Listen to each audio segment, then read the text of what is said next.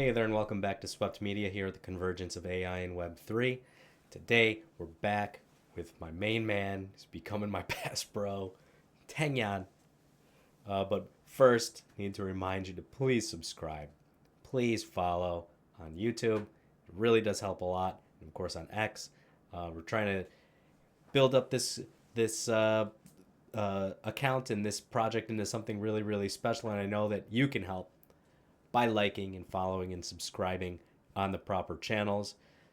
So today, we're going to continue with number 4, mental framework number 4 of the AI and crypto extravaganza that Teng Yan, who I covered a couple days ago, is divulging and expounding upon for us to explain why, ultimately, your mental framework as it pertains to the convergence of AI and Web3 must be split into many different factions at one time to fully grasp the importance of what is going on here. Yes, AI is very important.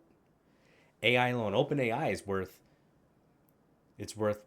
what, $500 billion or something now? And they don't even sell a product. I mean, technically they do, but like you can get the same basic stuff for free. Imagine an industry that is able to monetize information in a way that no one has ever seen it before. In data. What all of this is about is data. And that started with what we discovered through social media, that data is gold. AI technology is making that an ever-present reality in our lives on a daily basis. Every day we get more reminders of that. Crypto, of course, as you know, is a means of making money, but it's also a divergence from traditional finance, which is all about money. This is all about making money. This is all about making your life better, making your lifestyle more luxurious, and allowing you to live more freely. So let's break it down a little bit here with Teng Yan. Mental framework number 4, the opportunity no one's paying attention to. Big shifts in tech don't usually come from lone breakthroughs, they come from collisions. AI and crypto is one of those collisions, and I couldn't agree more. I really can't wait to talk to this guy. I've DM'd him. I've talked to him. I said, please come on the Sweat podcast. This is perfect. This is perfect. We could do like 3 hours, a 3-hour show on this. I'll even stream it. I'm going to up the ante. I'll stream it. It'll be the first live show if I don't get one before then. And we can let everyone in and you can share your questions and ask away, because this is a really important thing. I think that he would be a good subject to have on for the first live show. On one side, we have crypto, Teng Yan says. Open coordination incentives and permissionless systems. That is crypto. On the other hand, we have AI and autonomous agents. An agent provides you learning and autonomy. An agent can learn and it can function automatically. They can even deploy their own bots. Together, they unlock entirely new product surfaces. Scale is what turns a narrow wedge into lasting infrastructure. Crypto AI is still early at its pre-scale moment. Yes, AI and crypto cannot scale yet. There are a few projects that have pretty decent revenue coming in, annualized revenue that is. We don't know how much it's actually going to be, but it's good, in the tens of millions of dollars. However, that amount of money is not enough to scale up a company to the enterprise level. It's barely enough to scale it up past the SME level, to be honest with you. I think that when we look at projects like Aether, and I think you've seen this already, Teng, you got to come on the show and do it for Aether. Do it for the Aether shirt. We both understand what Aether is doing. We both understand the opportunity there. Just a few real builders and first mover protocols laying the groundwork. The ones that are able to get the funding that they need in order to stay around long enough until their revenue becomes big enough to stand on their own. But crypto AI is slowly heading towards prime time. As general AI heats up and competition intensifies, Top tech VCs are hunting for new angles. The good signs. USV-backed Plurals HQ, and you may be familiar with this one. Pluralis is a learning protocol that uses agents to learn. You can have the agent learn many different things. Okay, it's a relatively small funding round in the grand scheme of AI at 7.6 million. And Founders Fund and Menlo Ventures backed Prime Intellect, same idea. Fine compute, train models, co-own intelligence. I'm not sure what this one is. Let's check it out. It's been around for a few years, but I don't recall ever seeing this one. Prime Intellect. Let's see. Oh, it's model training and co-owning intelligence. Interesting. Crypto AI is the natural tech next frontier. Crypto AI startups raised $213 million in Q3 last year. That's tiny compared to the 100 billion they went into general AI. Yeah, 100 billion.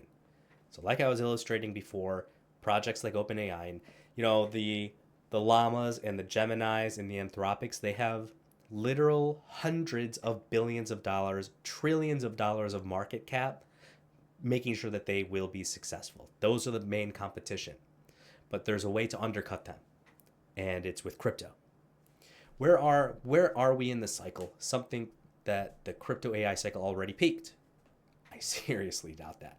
The tipping point, it might have peaked in regard to agent tokens. That I could see, but not in infrastructure.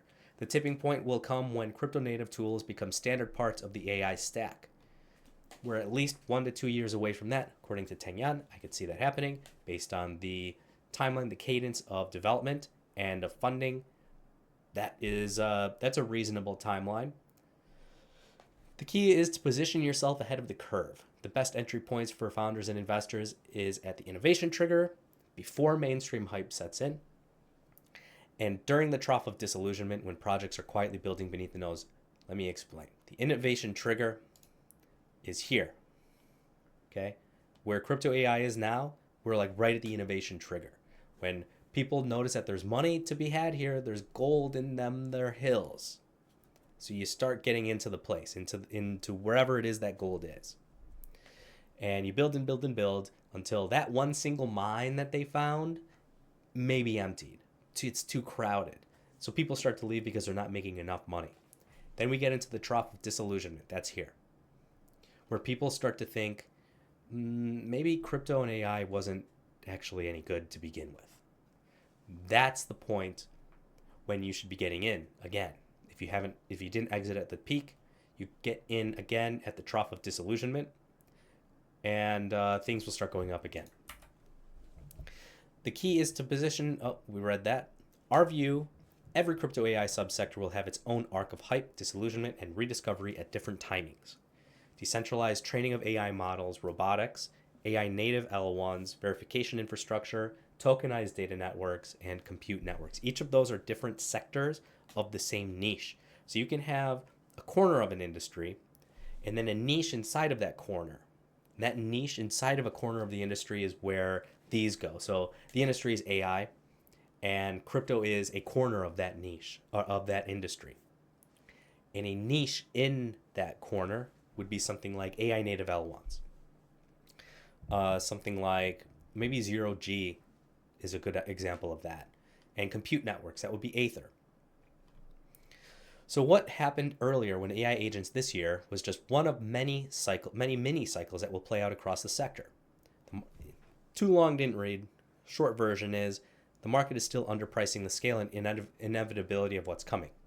Stay close to the frontier and you'll be ready to capture the explosive upside when it happens. Take a look at this. We are here.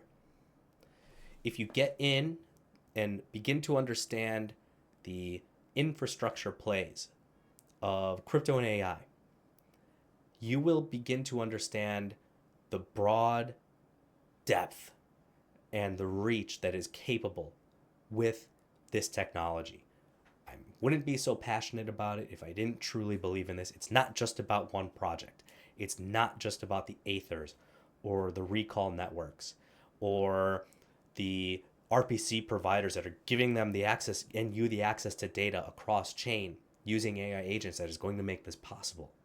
It's everything, all packaged as one.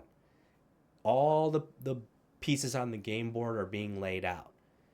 You need to be able to see how they're being laid out. So thank you again, Teng Yan. I look forward to the next installments of this. And of course, for you to join me on the Sweat podcast, please do that. Thanks for joining. Make sure you like and subscribe.